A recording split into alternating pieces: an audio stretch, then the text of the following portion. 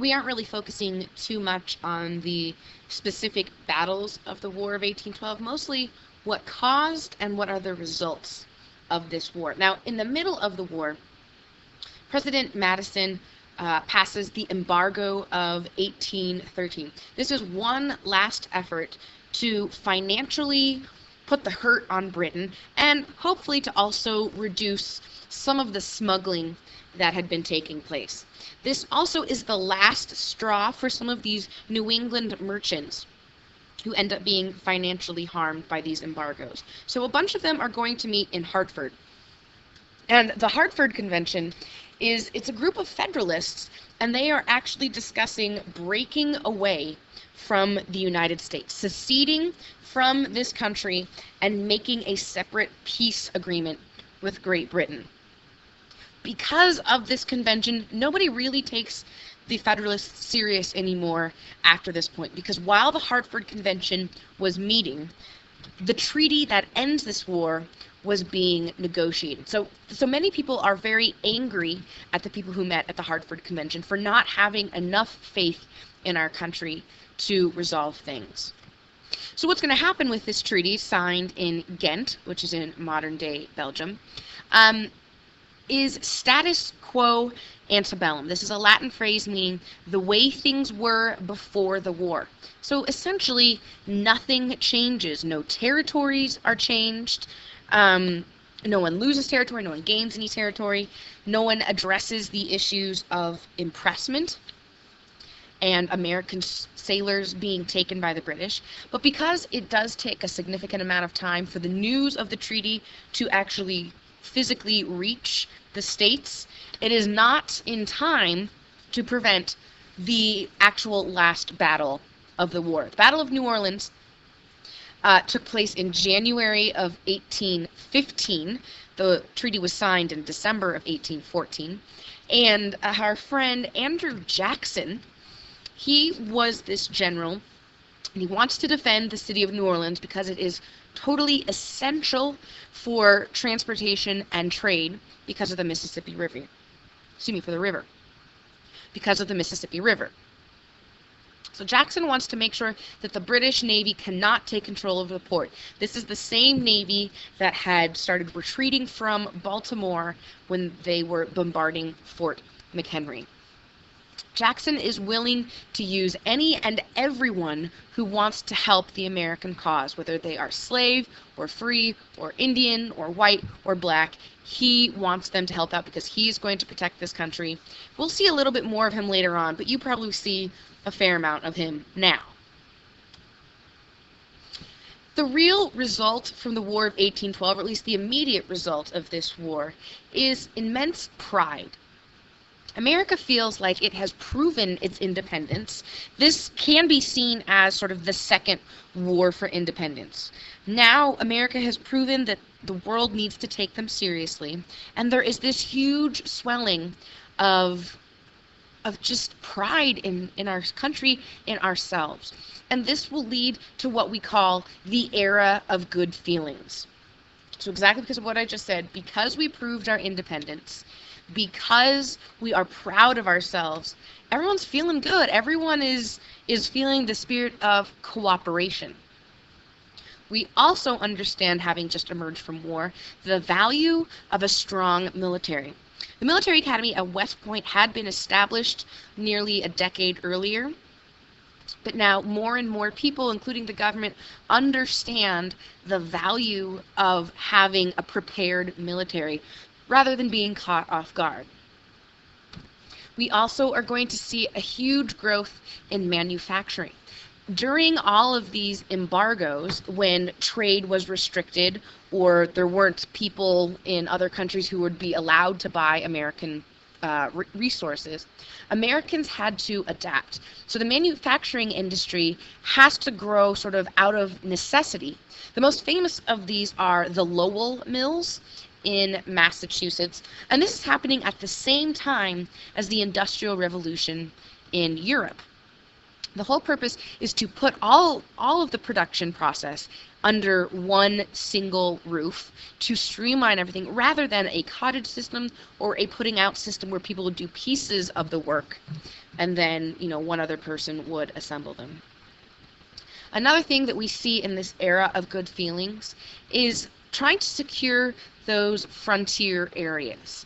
As we have gained more and more territory, we want to make sure that the settlers who are pushing westward are protected. This was also part of why Andrew Jackson was fighting in the South to secure those territories for American settlers. With the Indians, really, it's going to fall to the Army in many cases to try and prevent additional conflicts. So now that we are understanding the value of a strong military, that military will be more involved in protecting civilians outside of wartime.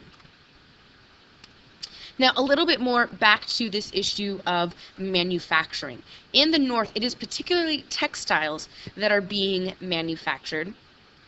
And that was, of course, what the British were also specializing in. We're going to have wool textiles. Of course, you need that for warmth. For special occasions or for the well-to-do, there is silk. But the most significant is, of course, cotton. And this was possible because of the Southern economy. The Southern economy grew as a result of the War of 1812 and producing more, but also because of the existence of slavery. And now that there is more territory that has been secured, slavery and cotton production can begin to spread westward. Additionally, on top of that, Eli Whitney's cotton gin is going to make it possible to produce more pounds of usable cotton per day. Remember, it's an engine, that's what gin is short for, and it is a little machine that pulls out the seeds from the cotton balls rather than an individual doing it by hand. So all of this will help spread and help develop cotton into king cotton, which we'll see as the semester develops. Another thing that's part of this era of good feelings is what becomes known as the American system. This is proposed by Henry Clay, the war hawk from Kentucky who wanted to protect American interests by going to war with Britain. There are three parts to this American system. First, he wants protective tariffs. He wants other countries to have to pay money in order to import their goods to our country. This would support American industries. Then he wants a national bank. This will help with commerce, so it completely makes sense with the tariffs. And lastly, he wants internal improvements. And that's what we would call today infrastructure. The two most famous elements of his internal improvements, we have the Cumberland Road. Now, the Cumberland Gap is a naturally occurring gap in the Appalachian Mountains. And it really was the most common crossing point from the original 13 colonies to the frontier. So you can see it there. It had already been used, but now under the American system and Henry Clay, it is transformed into a proper road. And this is going to make it that much easier for settlers to move westward. It's going to provide jobs for people. It's going to make trade easier. Eventually, that road will stretch from Maryland all the way to Illinois, and it is considered the first national highway. Then we have the Erie Canal.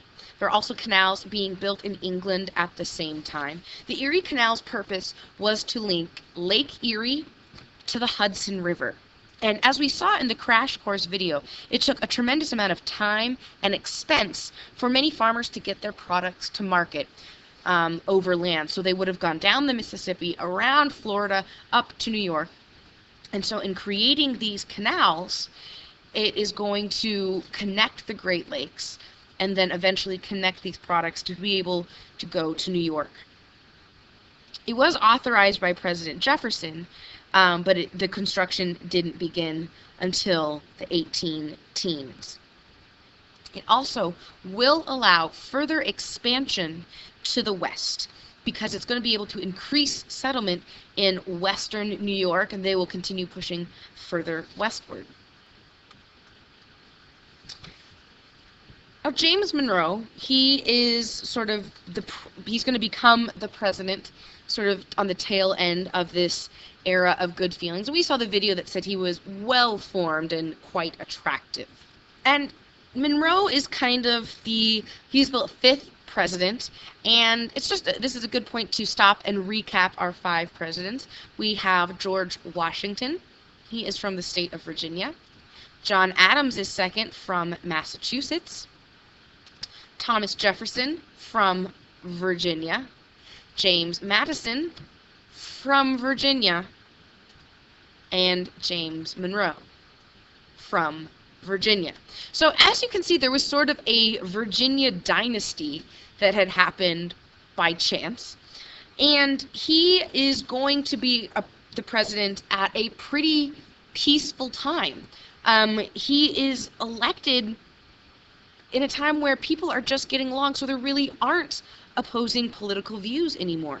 He has a great resume. He had been governor, he had been senator, he had been ambassador, sort of the minister to France and to Britain, Secretary of War, and the Secretary of State. And people really trust what he is going to do. He doesn't want to highlight the differences between political differences. And so even with the Hartford Convention, these groups of merchants from Hartford and New England who wanted to break away from the United States, he shows them a great deal of tact and doesn't want to sort of remind them of the huge mistake that they were making. So he really is quite a beloved president. He sees it as very important to eliminate as much as possible this back and forth, these struggles between different factions, because he says it's not good for unity. So whether it is a political issue, whether it is an economic issue, Monroe wants to continue this era of good feelings. He does create the Second National Bank. Now by this point, even Southerners like the idea, especially Henry Clay and his young friend from South Carolina, John C. Calhoun. So he is another war hawk who has come under Henry Clay's wing. And just to give you a little preview, John C. Calhoun, we will hear a lot from him over the next 2 units. He will age and he will get some crazy hair. With this national bank now, we have a federal system that is going to be investing in especially these internal improvements, investing in people who are moving westward. So as the bank is giving all of these loans, that ultimately will cause a problem. And we're very familiar with this in California with the recent housing crisis and all of these mortgage crises. So the Panic of 1890 is completely related to the issue of all of these loans. Loans have been given to all sorts of farmers who don't make cash. They are making products. And when the bank shows up in the door and says, it's time to pay your loan, these people have nothing to pay. So it's definitely not a depression, not even a recession, but a little bit of a dip. People are nervous about where their money is being kept. Another issue is that the state banks felt like they were in opposition to the national bank. And we see this in the court case of McCulloch versus Maryland. Maryland had been taxing the national banknotes, and Supreme Court Justice Marshall says that it is totally constitutional for the national government to have a bank, but it is not constitutional for the states to have control over that national bank. So again, we're seeing with John Marshall, who was appointed by second President John Adams, we're seeing that the Marshall Court wants to continue to expand the power of the federal government. Then in 1819, we are going to gain some new territory, even more of a reason for an era of good feelings.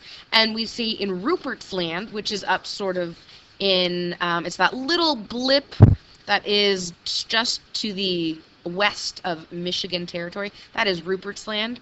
And then the Adams-Onis Treaty is essentially, it's establishing the border with Spain, and they decide they will give us Florida.